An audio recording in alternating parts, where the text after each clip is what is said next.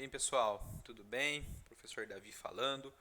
Hoje, então, a nossa primeira aula, só que vai ser uma aula de revisão, né? A gente já teve essa aula aqui presencialmente. Vou passar rapidamente por essa transparência e a gente já vai para a parte prática de programação em linguagem C. Então, a nossa disciplina é construção de algoritmos e programação. Como ela vai ser avaliada, né? Como vocês serão avaliados, já foi explicado no vídeo anterior. E vamos para frente, né, gente? Vamos tocar aqui. Eu vou passar direto aqui nessa parte aqui da apresentação. Depois, quem tiver interesse em ver a parte da história da computação, como eu já tinha dito na primeira aula nossa presencial, vocês podem pegar aquele livro que é distribuído gratuitamente, aquele PDF que conta a história da ciência da computação, tá bom? Do computador em si. Então, o nosso objeto de estudo, né, na ciência da computação é o computador. E que a gente chama, né, de computador. Mas o que esse computador ele tem de tão especial? Por que ele é tão especial? Por que ele é tão usado? Por que ele é tão útil? Porque ele é programável. Essa é a principal razão. A gente consegue dizer para a máquina o que a gente quer que ela faça. Lógico, dentro das restrições que a máquina impõe, né? Você não vai falar para a máquina pular, ela vai sair pulando. A ideia não é essa. Mas dentro das instruções que ela executa, a gente consegue dizer quais instruções que a gente quer que sejam executadas em determinado momento para resolver um problema, fornecendo uma entrada e o processador, né, o computador gerando uma saída. Então, a arquitetura de von Neumann, que é a arquitetura que é usada até hoje, é lógico que tem algumas modificações, né, mas essa aqui é a ideia principal. Como que ela é?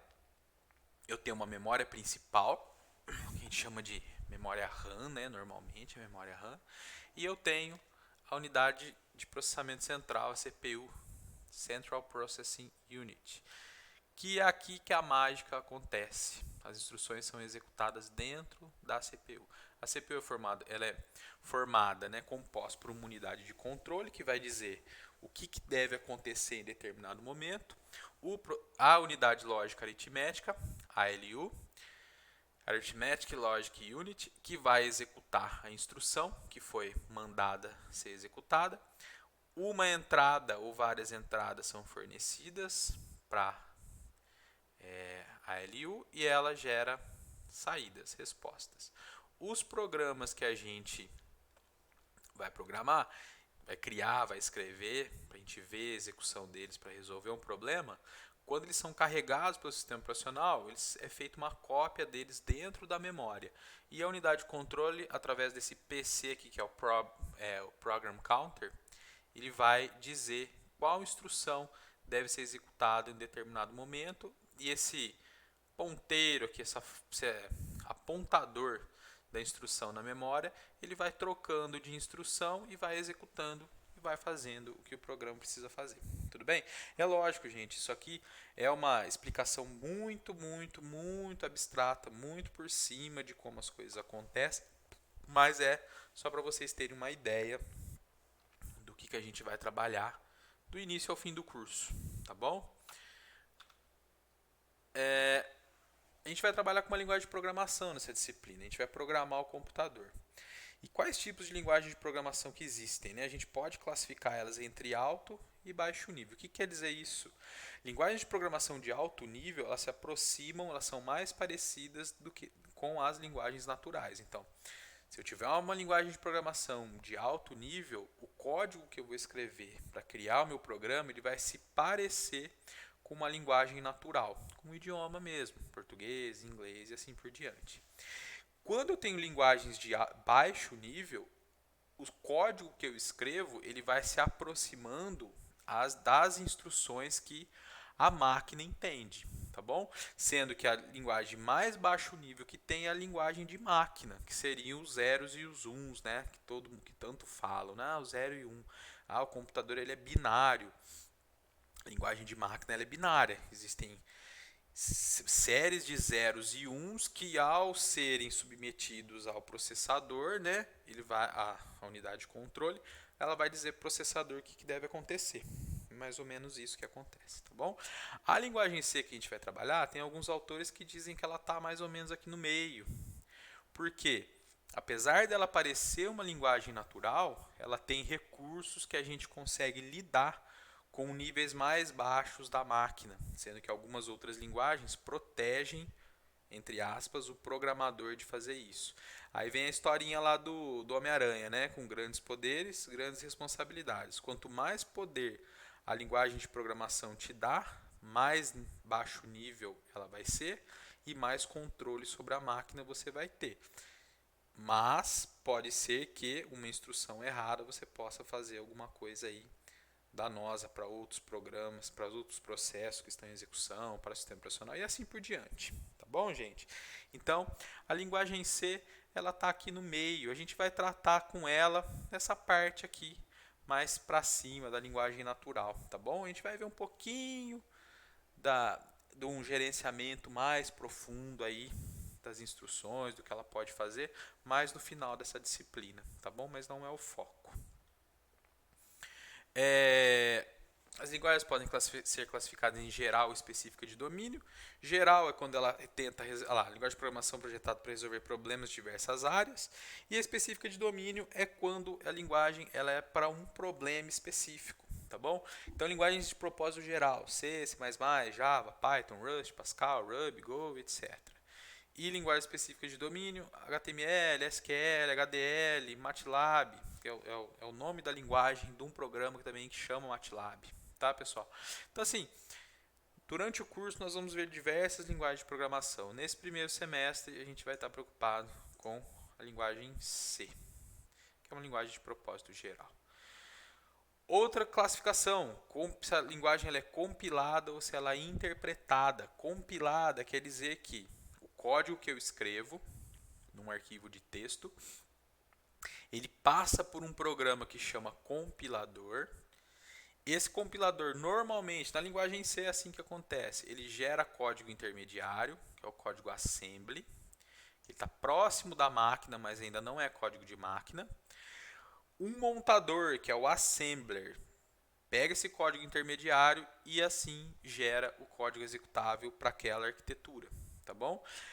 De novo, o processo não é tão simples assim, porque não simplesmente sai um executável no final, porque dependendo do sistema operacional que a gente está, eu vou ter que linkar o meu programa, o meu código, o meu binário, o meu código de máquina, eu vou ter que ligar ele de alguma forma com o sistema operacional para que o sistema operacional consiga pôr ele em execução e consiga fornecer para eles meios de entrar dado e obter dado do que o programa está fazendo.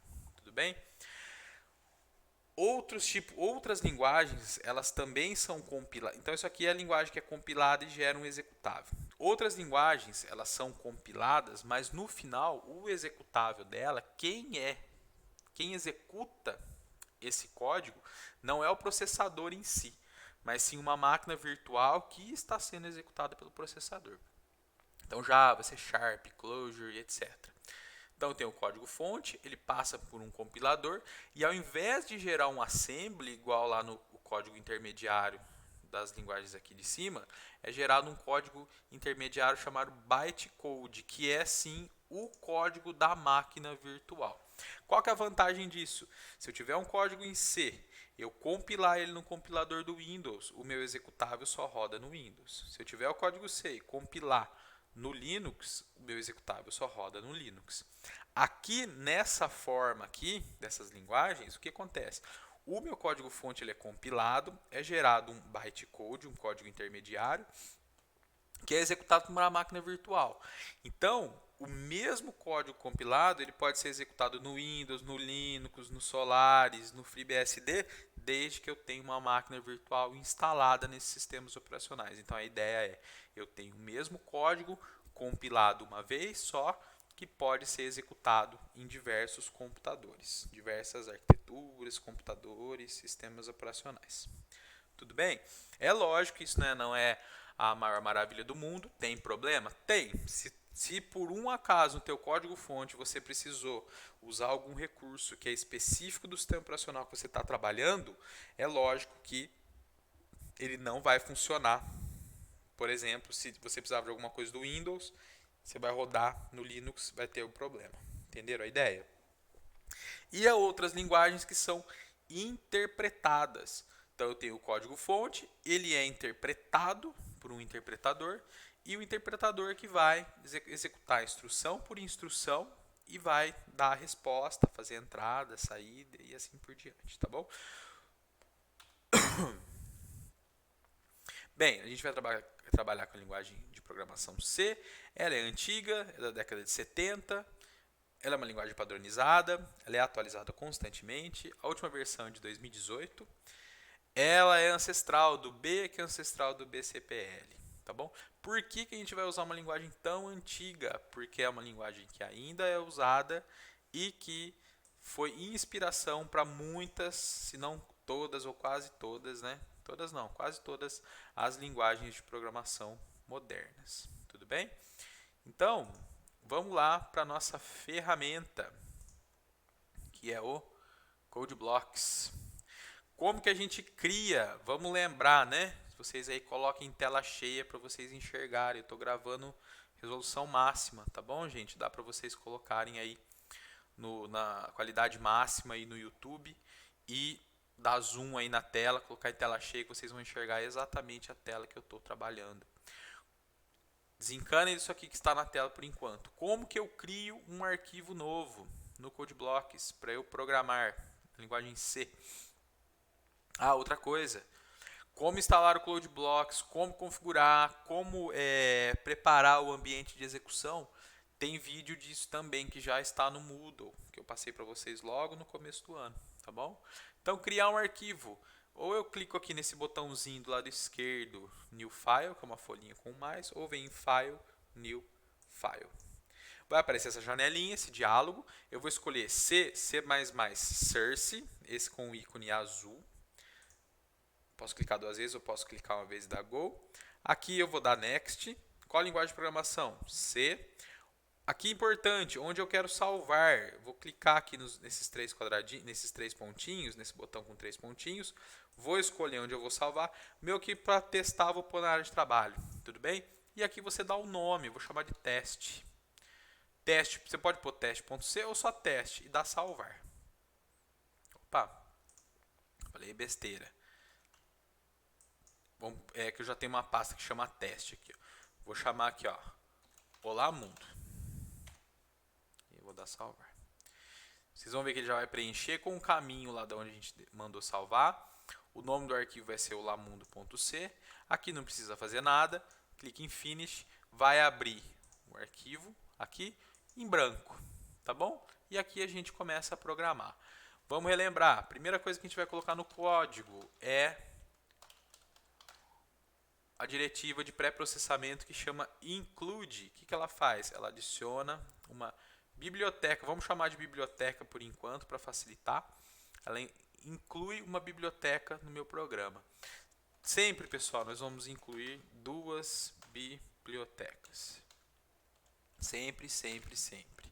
A stdio.h e a stdlib.h. Standard Input, Output, Standard Library, certo? Então, biblioteca padrão de entrada e saída e a biblioteca padrão tem outras coisinhas aqui. O que tem em cada uma não importa, tá bom, gente? Vamos só entender que, por enquanto, a gente tem que colocar as duas. Como que eu começo o meu programa em C? Eu começo com essa palavrinha int, que é uma palavra reservada. Vocês vão ver que ela vai ficar em azul. Depois a gente vai ver por que ela é reservada, né? Qual que é a importância de ser reservada. Digito main, abro e fecho parênteses, abro chave. Atenção, quando a gente abre chave, a chave de fechamento já aparece. Com isso aqui, você já dá Enter, o cursor vai cair aqui embaixo, dá Enter mais umas duas vezes, tá 3 aqui, e aperta um Tab. Percebam, o meu cursor, para eu digitar, tá 4 espaços para dentro aqui do main, tá bom? Esse main a gente vai chamar de função main, tá certo? E aqui dentro eu ainda tenho que ter obrigatoriamente um return 0. Ah, professor, eu aprendi no técnico que eu posso pôr void main. Ah, legal. Mas você não vai fazer assim, você vai pôr int main, porque no padrão da linguagem C, função main é inteiro. Tudo bem? Por que algumas pessoas aprendem que é void main? Porque às vezes quem está ensinando tem aí um background da parte de engenharia de controle de automação ou eletrônica, e quando a gente está escrevendo programa C para um microcontrolador, não para um computador rodando no sistema operacional, essa função, quando o programa termina, isso aqui é o corpo principal do programa. Quando o programa termina, ele não dá resposta nenhuma, ele só termina. E às vezes ele nem termina, na verdade ele é uma execução infinita dessa função. Vai ficar dentro, vai ficar repetindo o que está aqui dentro infinitamente. Então não tem por que ter esse sinal de retorno para quem está executando a função, tá bom? Mas para sistema operacional a gente precisa do int. E a gente vai retornar um zero por padrão, por enquanto. Não importa muito porque o zero, mas vamos entender só o seguinte, tem que ser zero, tá bom? Depois a gente começa a entrar nesses detalhes.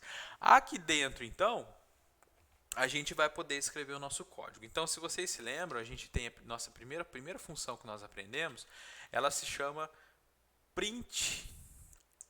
Tem gente que chama de printf, eu chamo de printf, tá bom? Abre o parênteses, dentro dela, abre e fecha aspas, e aqui, tudo que eu digitar, percebam que está ficando azul, isso aqui é um parâmetro que eu estou passando para a função printf, é um texto. E o que essa função printf vai fazer quando o programa executar? Ele vai mostrar esse texto que está aqui, entre aspas, na tela, na execução. Outra coisa importante, todas as instruções na linguagem C terminam com ponto e vírgula. Isso aqui é um erro muito comum, esquecer o ponto e vírgula, tentar compilar o programa e dar problema, tá bom? Tem que ter o ponto e vírgula. Relembrando então, como que eu faço para compilar e executar o meu programa? Aqui em cima, nessa barrinha de ferramentas, eu tenho três opções. Eu tenho uma engrenagem, um sinal de play e uma engrenagem com play. A engrenagem compila, pega o código-fonte, passa para o compilador e gera o executável. O play roda o executável que foi gerado. Então, se você quiser fazer dessa forma, você tem que, toda hora que você for testar o programa, você tem que vir aqui na engrenagem, clicar nela, aguardar. Se der algum erro, vai aparecer aqui embaixo. E apertar o play. Aí o programa vai executar. Certo? Ah, não, mas eu não quero fazer assim. Tem uma forma de eu fazer um pouco mais rápido? Tem. Você clica no botãozinho que é o Build and Run, que ele vai compilar e executar. Certo? Então percebam, eu compilei, executou, olha lá a mensagem que eu digitei lá no meu código, o Olá Mundo, apareceu aqui. E o programa terminou. Se eu apertar mais alguma coisa, o programa fecha e a gente continua programando. Programar é sempre assim, a gente programa um pouco, testa, vê se está tudo funcionando como estava esperando. Mais um pouquinho, mais um pouquinho, mais um pouquinho até chegar no programa final, tá bom? Outra coisa importante, se tiver em execução e você esquecer de fechar essa janela, você não vai conseguir compilar de novo. Então isso aqui é um erro comum também. Ah, professor, não estou conseguindo compilar. É porque o programa que você testou ainda está em aberto. Então fecha ele e vê que os botõezinhos voltam a funcionar. Eu falei do erro do ponto e vírgula, né? Vou tirar o ponto e vírgula para vocês verem o que acontece. Aqui embaixo, ó, nessa aba Build Messages, perceba, apareceu um erro. Erro esperado, ponto e vírgula antes do return. Tem que tomar cuidado, a linguagem C, os erros dela às vezes são um pouco difíceis de entender o que o compilador está querendo dizer, mas percebam, é exatamente isso. Tá faltando um ponto e vírgula antes do return. O return está aqui, se você clicar aqui ele vai cair, por exemplo, se eu tiver aqui. Se eu clicar aqui na coisa do erro, duas vezes, vai cair aqui. Na linha onde ele está acusando o erro. Só que, olha só, esperado ponto e vírgula antes do return. O ponto e vírgula antes do return é aqui que está faltando. Corrijo, manda compilar e executar de novo e funciona. Tudo bem? Beleza. Então, eu vou agora passar. Vamos dar uma olhada. Eu fechei aqui sem querer.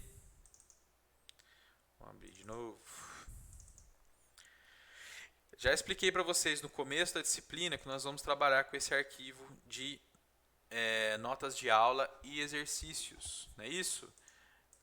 Nele, antes, tem sempre um início, uma explicaçãozinha, uma contextualização e vários trechos de código, vários programas completos explicando várias coisas que a gente vai usar nos exercícios, tá bom? Eu abri todos eles aqui do primeiro capítulo e a gente vai passar parte a parte, relembrando, tudo bem?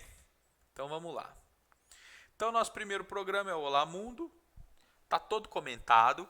Quando eu quero criar um comentário no meu código, ou seja, um texto que eu vou escrever aqui que o compilador vai ignorar, para eu documentar o código, para eu dizer o que está acontecendo, eu posso colocar barra barra. A partir do barra barra, a linha inteira ela se torna um comentário. Então olha lá, comentários de uma linha iniciam com barra barra, duas barras. Vem a função printf. A função printf direciona o texto inserido entre aspas duplas. Aspa dupla, cuidado, não é isso aqui. Não é isso aqui. É aspa dupla. Normalmente, a tecla que tem aspas duplas está embaixo do ESC no teclado. Tá bom, pessoal? Se nunca usaram, tá ali. Função printf, né? Printf olá mundo, na hora que eu rodar esse programa, ele aparece o texto que está lá dentro. Lembram que eu também falei? Evitem colocar acento. Nosso código aqui vai estar sempre sem acento, tá bom, gente? Porque a codificação do arquivo é diferente da codificação do sistema operacional e dá problema. Tem como resolver isso? Tem várias formas. A gente não vai se preocupar com isso, tá bom? Porque a gente só está querendo aprender a programar. A gente não vai fazer nenhum programa profissional para vender em linguagem C, pelo menos por enquanto não. Tudo bem? Então olha lá, o A com acento virou uma letra beta e não é isso que a gente quer, né? Então simples. Ah, mas eu aprendi que como que eu faço? Ah, eu ponho tal coisa ali na biblioteca e faz não sei o que. Ah, eu troco a codificação do arquivo. Tá bom, parabéns. Aqui a gente não vai fazer nada disso, a gente só vai evitar usar acento. Tudo bem? Então, nosso primeiro programa com nossa primeira função. Bem, a saída, pessoal, que a gente todo programa ele vai ter normalmente vai ter entrada e vai ter saída. Ele vai ter uma entrada, ele vai processar esses dados de entrada e vai gerar uma saída. A gente está vendo a saída primeiro, que é mostrar os dados na tela, né? Então, como a gente faz isso? Como eu já expliquei, usando a função printf. Quando eu tenho a função printf, quando eu uso a função printf, eu consigo colocar alguns caracteres especiais dentro do meu texto, que está entre aspas duplas, e esses caracteres eles têm um significado especial. Esses caracteres são chamados de caracteres de escape. Então, olha lá, o caractere contrabarra é usado para escapar caracteres especiais. Os principais são contrabarra N e contrabarra T. Cuidado, tem muita gente que confunde com barra. Essa barra aqui, não é essa barra, é a contrabarra. A barra normal, que é essa aqui, está do lado direito do teclado, do lado do shift direito. A contrabarra está do lado do shift esquerdo, tá bom? Então, contrabarra N serve para pular a linha e o contrabarra T serve para dar uma tabulada, dar uma tabulação, inserir um caractere de tabulação na saída. Então, olha só o que vai acontecer aqui. Printf um texto, ponto de exclamação, contrabarra N. O que vai acontecer na hora que enxergar, a função enxergar, entre aspas, né, esse contrabarra N? Vai pular uma linha. Então, eu vou... para dar o build and run, o atalho é o F9 no teclado, tá bom? Eu prefiro usar o atalho, que é mais rápido. Olha só. Um texto, pulou linha. Outro texto, vírgula, na linha de baixo, pulou linha de novo. Contra a barra T, olha lá, pôs uma tabulação, pôs um caractere de tabulação, que é um espacinho, dá uma espaçada, tá bom? Essa linha inicia tabulada. Se eu, por um acaso, tirar o contrabarra N daqui, por exemplo, lembra de fechar o programa para testar de novo. O que vai acontecer? Esse texto aqui vai vir na mesma linha do outro e grudado, porque eu não tenho espaço aqui. Vamos rodar de novo. Certo? Olha lá. Beleza? Então, esses são os dois caracteres especiais que a gente vai mais usar. Contra-barra-T nem tanto, mas o contra-barra-N a gente vai usar bastante para pular a linha lá dentro da execução do programa. Tá bom? Próximo tópico da nossa revisão. Declaração de variáveis, algo super importante em linguagens de programação. A gente quer ter a capacidade de armazenar dados na memória do computador para que a gente possa usar esses dados para fazer alguma coisa, tá? Então, vamos tentar desenhar aqui. Eu estou treinando ainda usar a caneta, tá, gente? Então pode ser que não dê muito certo ainda, tá? Vamos lá. O que cada uma dessas coisas aqui quer dizer? Então, por exemplo, int idade. O que quer dizer isso? Eu tenho uma variável que se chama idade e o tipo dela é inteiro. O que é o tipo? Olha lá. Cada variável precisa de um tipo e de um identificador. O nome da variável, que é o identificador. Os tipos que serão usados por enquanto são int para número inteiro. Eu posso guardar valor inteiro, número inteiro na memória do computador. Char para guardar um caractere e float para guardar números decimais ou em ponto flutuante. A gente usa mais esse termo aqui, tá bom? Por que chama ponto flutuante? Porque é a forma que é armazenada na memória do computador, tá certo? Isso aí vocês vão estudar na parte de circuitos digitais, na disciplina de circuitos digitais. Então, olha só, o que eu estou fazendo nessa primeira linha aqui, na linha 19? Int idade, ponto e vírgula. Eu estou declarando uma variável que se chama idade, ou seja, o identificador dela é idade, e o tipo dela é inteiro, ou seja, essa variável, lá na memória do computador, que eu consigo chegar nela por esse nome aqui, idade, ela só consegue armazenar números inteiros. Letra 20, a variável chama letra, o tipo é char. Letra 21, a variável chama altura e o tipo é float. O que acontece quando eu estou executando essas três linhas aqui? Lá na memória do computador, vamos tentar fazer aqui mais ou menos. Imagina que esse retângulo aqui é a memória do computador, tá bom? Tá bem desenhado o retângulo, né? Quando o programa executa lá na linha 19, o que está acontecendo? O programa vai pedir para o sistema operacional alocar na memória um lugar qualquer, dar um nome para esse lugar e permitir que o programa utilize esse lugar. Esse lugar, essa área, a gente chama de variável, tá bom? Então, é a mesma coisa que tivesse um quadradinho lá na memória agora e o nome dele é idade. Certo? O que essa idade pode guardar? Números inteiros. Na hora que eu chego na linha 20, o que essa instrução está dizendo? Ó, declara uma variável chamada letra e que ela seja capaz de armazenar caracteres. Então, não é o nome da variável que dá o significado do que ela vai poder armazenar, mas sim o tipo, o char, tá bom? E é lógico que você vai dar um nome para a variável, um nome que faça sentido, né? Se você quer uma variável que vai guardar a idade, você não vai chamar ela de, sei lá, altura, ou você não vai chamar de peso, concordam? Então a gente dá nome que faz sentido. Então, essa variável aqui, o nome dela é letra. Tá meio ruim a letra, mas tá bom. Minha letra, né? E a próxima, variável altura. Altura. Altura. Que consegue armazenar float, número decimal. Tudo bem? Essa é a primeira parte. Ah, tá. Declarei variáveis com os tipos e o que tem dentro delas agora, a gente fala que tem lixo. Ah, não tem nada dentro dela. Na verdade, tem o que tinha lá na memória naquele lugar, zeros e uns ali, mas que para o nosso programa não vai fazer sentido, tá bom? Outra forma de declarar variáveis é declarar a variável e já dar um valor inicial para ela, tá bom? Deixa eu fazer uma coisa aqui. Opa. Deixa eu ver qual que é o vermelho aqui. Acho que É o 6. Então aqui tem lixo. Lixo, com um vermelhinho aqui, lixo, certo? Quando eu estou declaro a variável pares de tênis, o tipo, e dou um igual e coloco um valor, quer dizer que eu já estou inicializando aquela variável com um valor. Então, aqui eu tinha que ter feito um retângulo um pouco maior, vou aumentar ele.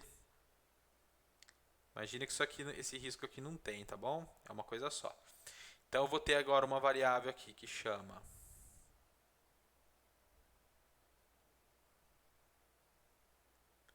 pares de tênis e o valor dela é 5. Beleza? O literal que a gente chama dentro do código para representar número é o próprio número, tá bom? Então, olha lá, o número 5, valor 5, número 1000, número 500.000 é o número em si, só você digitar o número, tá bom? Na linha 26 eu tenho uma outra variável chamada letra inicial agora, que é char, e eu estou inicializando ela com o valor D. Quando eu vou inicializar, colocar um valor numa variável char, eu preciso colocar esse valor entre aspas simples. Cuidado, tá bom? Aspas simples aqui. Variável para caracteres, está escrito errado aqui, né? Caracteres. Chamada letra inicial, inicializada com o valor D. Então, o que eu vou ter aqui na memória? Letra inicial. E eu vou ter aqui dentro um D. Entre aspas simples. Tá bom? E, para terminar, uma variável que chama peso, do tipo float, e o literal, o código que eu escrevo para colocar valor dentro da variável float, por exemplo, aqui 90,5, eu uso um ponto para separar a parte inteira da parte decimal, tá bom? Tá explicando aqui no comentário. Então aqui eu tenho um 90,5. Vou tentar aumentar um pouco a letra aqui na hora que eu for escrever, tá bom? Entenderam a ideia? Não tem muita utilidade esse programa, porque eu estou declarando variáveis e declarando e inicializando, e não estou fazendo nada com elas. É mais para a gente entender o conceito. Tá bom? Vamos agora para a próxima. Aqui sim, a gente já está fazendo um pouquinho de uso das variáveis, ainda é uma coisa bem simples, mas a gente já está usando elas. Então, olha lá. Eu vou usar a função printf para mostrar os dados que estão dentro de algumas variáveis. Então, a função printf é capaz de interpolar dados dentro do texto, que irá imprimir na saída padrão. Para isso, é necessário marcar posições dentro da string usando o caractere % e utilizar um especificador de formato específico para cada tipo de variável. Os especificadores de formatos que serão usados, por enquanto, são ~d para variável inteira, %d para inteiro, %c para caractere, %f para decimais, para os floats. Aqui, pessoal, pode ser um %i também, i, tá? De inteiro. Percebam? O char é c, o float é f, e o inteiro pode ser i, mas normalmente vocês vão achar usando %d, tá bom? De dígito, tá? Então, eu vou seguir esse padrão de usar o d, mas pode ser i também. Mas evitem usar o i, tá bom? Pode pôr o d mesmo, tá bom? Outras coisas, alguns especificadores possuem opções de formatação, na verdade quase todos. Por exemplo, para fixar a quantidade de casas decimais que serão exibidas em uma variável float, usa-se %.nf, onde n é a quantidade de casas decimais. Por exemplo, %.2f vai mostrar o valor da variável float, formatando ela, colocando ela no formato, mostrando só duas casas decimais, ou seja, depois do ponto mostra 2 de um float, tá bom? Então vamos ver o que está acontecendo aqui na execução desse programa, tá bom? Vou de novo usar o meu recurso aqui de caneta, vamos ver se agora funciona um pouco melhor. Vou usar essa parte em branco aqui, tá bom? Preciso pôr o programa de desenho aqui ativo. Vamos lá então. Linha 32. Vamos pôr a memória aqui do computador de novo.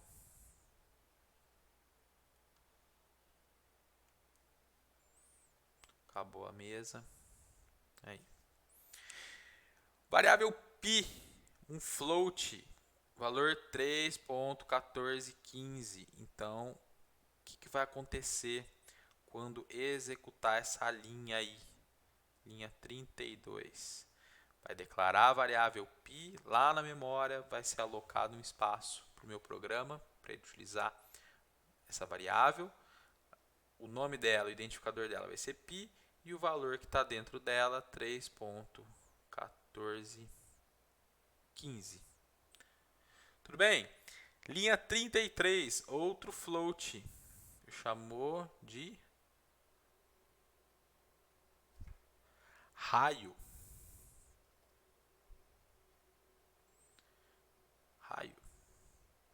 O valor dele é 20.78. 78. Olha só agora. Eu estou declarando uma variável chamada circunferência e eu estou inicializando ela com o resultado de uma expressão aritmética. Olha o que essa expressão aritmética quer dizer.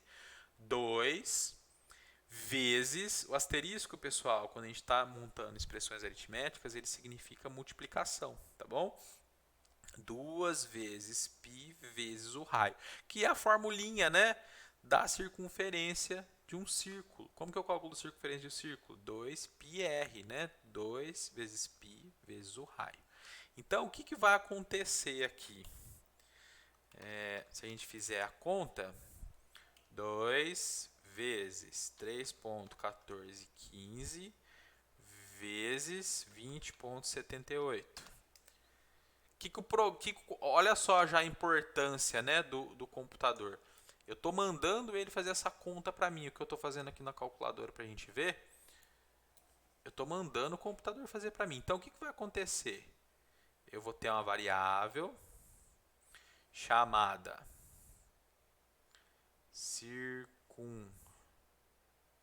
vou abreviar, tá? Circunferência, que o valor dela vai ser 130. Vixe. Vou ver se com o mouse vai melhor. 130.56074. E a área vai ser a próxima variável, que é 3.1415 vezes o raio ao quadrado, né? 20.78 vezes 20.78. Então, a área é 1.356. Tá, não vou fazer o desenho aqui não, porque não está ficando bom. Tem, então, primeira variável, chama π, pus um valor nela, variável raio, coloquei um valor nela, fiz a variável da circunferência, passei essa expressãozinha para ser calculada, fiz a área, que a gente já viu que vai dar 1.356, e aí eu quero mostrar esses dados na tela para o usuário. Como que eu faço isso? Eu vou usar o printf. Olha lá, o círculo de raio. Pessoal, aqui vai dar problema de acento, né? Falei que não é para fazer isso. Eu preciso corrigir. O círculo, a circunferência, área. O círculo de raio %f tem, pula a linha. O que vai vir nesse %f aqui? O valor da variável raio. Pula a linha, continua. Dá um contra barra T para dar uma tabulada, vai um pouquinho para a direita, vai um pouquinho para a direita. Então, o círculo que tem o raio 20.78 tem de circunferência o valor que está dentro da variável circunferência, que vai ser formatado com 2 casas decimais, vai pular a linha de novo, tabular, área igual, mostrar o valor da variável área aqui no especificador de formato F, formatando com 2 casas decimais. Certo? Vamos rodar. Olha lá. O círculo de raio 20.70, olha só que apareceu um 0001 aqui. Isso aqui, pessoal, é problema de precisão, acontece muito em computador, tá, gente? É como essas coisas, como os números em ponto flutuantes são especificados, tá? Então, dá esses probleminhas de precisão, tá bom? Tem como resolver? Tem como resolver, não é tão simples na linguagem C, tá bom? Mas a gente não vai se preocupar muito com isso aqui não, tá? Então olha só, a circunferência deu 130,50. Ah, outra coisa. Vejam, o porcento F aqui não colocou nenhuma restrição em quantidade de casas decimais. Então acabou que mostrou tudo, certo? Já na circunferência e na área, fixou a quantidade de casas decimais em duas. Então, lá, 130,56 e 1356,53, que é exatamente o que a gente tinha visto. Olha lá, 1356. Ah, outra coisa. Quando usa o especificador, a quantidade de casas decimais, faz o arredondamento, aquele arredondamento que a gente aprende. Tá bom? Olha só. Não sei se vocês se lembram. De 5 para cima, o da esquerda sobe 1. Então, 6, 8 passa a ser 9, o 8 passa a ser 9, o 0 passa a ser 1. Só que esse 6 aqui continua sendo 6, faz o 2 aumentar em 1. Então, por isso que dá 0,53. Tá bom? Então, porcento F mostra float com... Você pode colocar a quantidade de casas decimais também. Pessoal, só revisão isso aqui só para a gente relembrar tudo, tá bom? Então, tá um pouco corrido, tá um pouco atravancado aí, mas a ideia é essa, tá bom? É só para a gente relembrar as coisas. Bem, a gente falou já um pouquinho de expressão aritmética lá no cálculo da circunferência e da área do círculo, mas o que mais que a gente pode ver de aritmética, né? Na linguagem C, os operadores aritméticos são o mais, o menos, o vezes e o dividir. O mais é para adição, o tracinho, o hífen para subtração, o asterisco, né? Não é asterístico, pelo amor de Deus. Asterisco é multiplicação e a barra é divisão. Quando esses caracteres estiverem numa expressão envolvendo variáveis e números, eles vão ser interpretados como operadores aritméticos, certo? Esses operadores atuam de forma específica dependendo do tipo numérico sendo operado. Isso se nota principalmente em relação ao operador barra, que é divisão, quando atuado em valores inteiros de ponto flutuante. O que está querendo dizer? Se eu dividir dois inteiros, o resultado é um inteiro. Então, por exemplo, 5 dividido por 2 não vai dar 2,5, certo? Mas ele vai dar 2. A parte decimal é meio que jogada fora, não é considerada, certo? Além desses 4 operadores, ainda existe o operador de resto. Essa operação de resto é chamada de operação de módulo também, ela é um pouco diferente, tá? Ela é um pouco diferente do resto que a gente conhece aí da divisão inteira. Ela tem umas características especiais, mas pro dia a dia a gente pode entender ela como o resto mesmo, tá bom? Então, que é dado pelo símbolo porcento. Olha, outro significado do porcento. O porcento agora, quando ele está lá numa expressão aritmética, ele significa resto. Quando ele está dentro do texto do printf, dentro da string do texto do printf, ele é para usar especificador de formato. Tem que tomar cuidado, tá bom? E que é usado apenas para números inteiros. Então, olha lá. Uma variável chamada número inteiro 1 do tipo int, inicializada com 9. Outra variável, número inteiro 2 do tipo int, inicializada com 2. Outra, número decimal 1, tipo float, inicializada com 9. Olha só, não precisa pôr ponto alguma coisa. Se é 9, é 9. Vai ser armazenado como float, mas o 9 como float, não como inteiro, tá bom? E a mesma coisa aqui, número decimal 2 do tipo float, guarda um 2. Olha só, quando eu estou fazendo divisão inteira, guardando na variável divisão inteira que eu acabei de declarar, do tipo int, o número inteiro 1 dividido pelo número inteiro 2, eu vou ter 9 dividido por 2, que é 4, não é 4,5, porque a divisão é inteira, certo? Na divisão decimal, nessa variável que eu estou chamando de divisão decimal, pessoal, o nome da variável, o compilador não vai adivinhar o que ele é, tá bom? Então, eu chamei de divisão decimal porque eu vou guardar o resultado da divisão decimal. Tudo bem? O compilador não vai entender automaticamente o que você quer que faça. Você tem que explicitamente explicar exatamente o que você quer que o computador faça. Não tem outro jeito, tá bom? Então, variável divisão decimal do tipo float, número decimal 1 dividido pelo número decimal 2. Isso aqui o resultado vai dar 4,5. E aí vai mostrar na tela essas variáveis para ver o que acontece. Inteiros. Primeiro inteiro, barra, o outro inteiro igual a um inteiro, pula a linha. Aqui no porcento %d vai o valor do número inteiro 1, no outro porcento %d vai o número inteiro 2 e no outro porcento %d vai a divisão decimal. Opa, aqui tá errado, hein? Aqui é divisão inteira, né? Preciso consertar essas coisas depois. Decimais. Porcento %f barra porcento %f igual a porcento %f. Divisão decimal 1 aqui, número decimal 2 aqui, número decimal 1 aqui, número decimal 2 aqui, divisão decimal aqui. Na hora que a gente roda. Inteiros, 9 dividido por 2 igual a 4. Decimais, 9 dividido por 2 igual a 4,5. Esse daqui veio daqui, certo? Esse daqui veio daqui, tá bom? Beleza? Tá, a gente viu saída padrão por enquanto, né? Os dados sendo mostrados na tela, mas o programa não é só isso, né?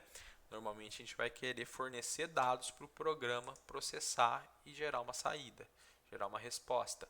Então, como que eu faço entrada padrão, pessoal? O programa pedir para o usuário digitar alguma coisa. A gente vai usar uma outra função. Para realizar realizar a entrada de dados em um programa pelo dispositivo de entrada padrão configurado no sistema operacional, usualmente teclado, use-se a função scanf. Essa função funcionará de forma parecida com a função printf, entretanto, ao invés de direcionar o valor de uma variável para a saída padrão, ela direcionará o valor fornecido através da entrada padrão para uma variável. Os especificadores de formato utilizado na função printf também são usados na função scanf, tá? A mesma coisa. Uma coisa que tem que tomar cuidado, se for fazer leitura de um caractere, cuidado ao usar %c na função scanf. Preceda o especificador com um caractere de espaço. Sempre. Por que, professor? Por enquanto, aceite que tem que ser assim, tá bom? Depois a gente vai destrinchando esses detalhes, os porquês das coisas. Por enquanto, só aceite que tem que ser desse jeito, mas eu volto ainda para explicar isso mais para o final da disciplina. Tudo bem? Então, agora que a gente já sabe declarar a variável, já sabe inicializar, como que eu faço? Como que eu faço a entrada, né? Declarei a primeira variável, chama a primeira letra do tipo char, variável idade do tipo int, variável peso do tipo float, variável altura do tipo float, variável IMC do tipo float. Isso aqui é um programinha para calcular o IMC de uma pessoa, tá? Aquele índice de massa corpórea. Só vai calcular o IMC e não vai falar se a pessoa está bem, se ela está saudável, se ela está a ponto de morrer, tá bom? Não é isso. A ideia é só mostrar a entrada. Então, ó, entre com a primeira letra do seu primeiro nome. Vou fazer a leitura da variável, do valor, na verdade, e guardar na variável primeira letra. Preste atenção, quando eu vou fazer a leitura de um valor e guardar numa variável, eu obrigatoriamente tenho que colocar o símbolo de E comercial antes do nome da variável. Por quê? Por enquanto, de novo, não importa. Só aceite que tem que ser assim, tá bom?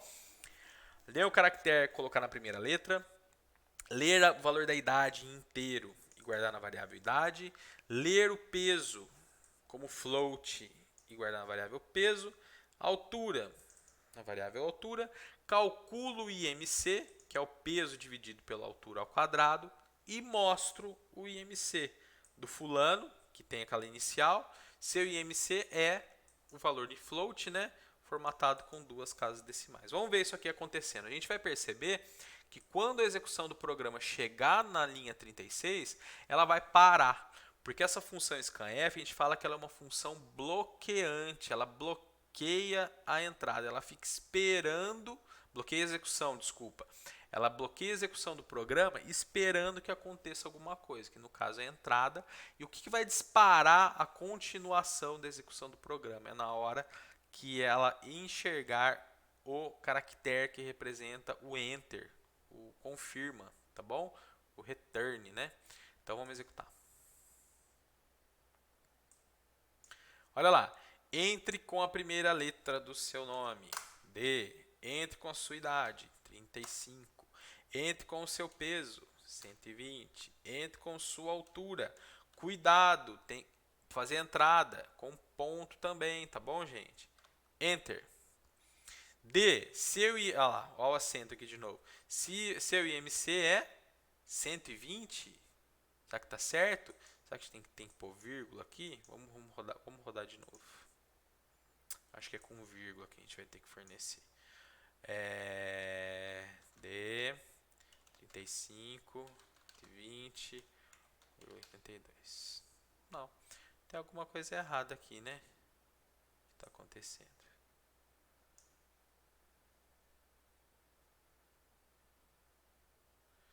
Isso aqui está errado.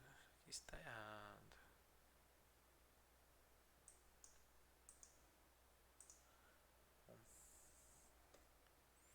Duro que eu não posso parar a gravação, porque eu não vou editar o vídeo, eu tenho que ir direto. Deixa eu ver o que pode estar acontecendo aqui. 120, está errado. Se for 120 o meu IMC, eu tô perdido.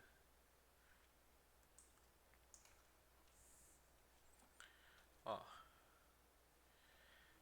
peso dividido por 1,82 vezes 1,82 tem que dar 36, que é um IMC alto. Por que será que a conta não está sendo feita aqui? Vamos ver de novo. D, 35, 120, altura. Vamos para a altura, vamos para a altura 10. Tem alguma coisa errada aqui, né? IMC é peso. Ó, vamos aproveitar essa oportunidade que está dando problema para a gente ver o que pode estar acontecendo. Depois que eu fizer a entrada do peso e da altura, vamos mostrar essas duas variáveis para ver se está certo. Porcento F, peso, peso.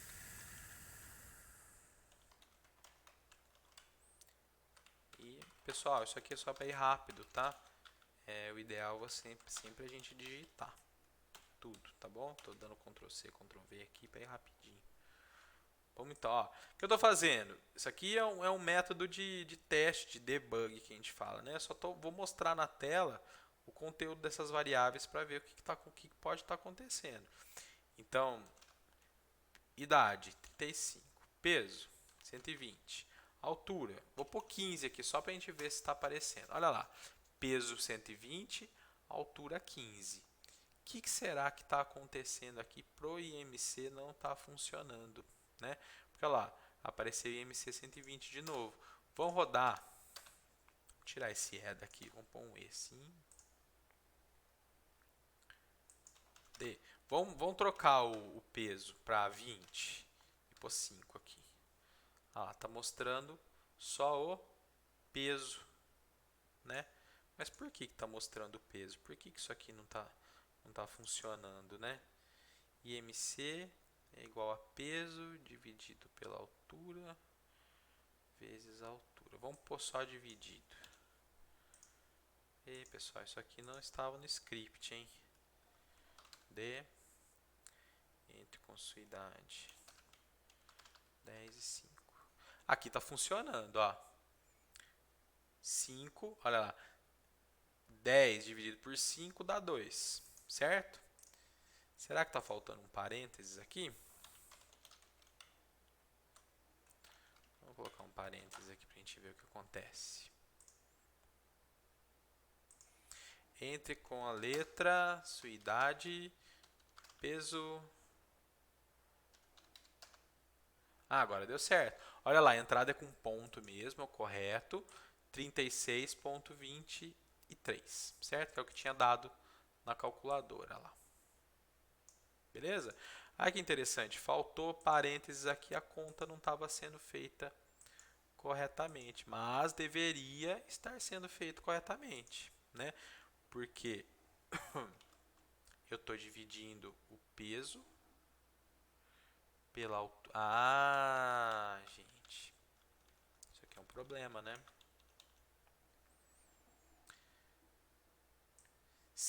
Por exemplo, se eu tivesse altura 5, peso 10, 10 dividido por 5. Olha só o que acontece. 10 dividido por 5 dá 2. 2 vezes 5 dá 10. Agora, olha se eu fizer isso aqui entre parênteses, né? 5 vezes 5, 25. Peso dividido por 25. Entenderam o que está acontecendo? Então, aqui o parênteses faz diferença. A gente fala, né, quando tem multiplicação e divisão, tanto faz a ordem, né? Mas vocês viram só? Eu tenho que forçar o cálculo da multiplicação aqui, porque eu quero dividir isso aqui pelo todo que está multiplicado. Tá bom? Então, dá a diferença. Descobrimos aí o que estava acontecendo, tá bom? Faltou parênteses. Beleza? Então, a parte de revisão do primeiro capítulo da apostila está resolvido. Vocês não devem ter pegado isso aqui porque já estava na apostila. Eu vou fazer as correções para a apostila ficar correta. Tudo bem? Então, o nosso vídeo de revisão é isso, pessoal. Valeu!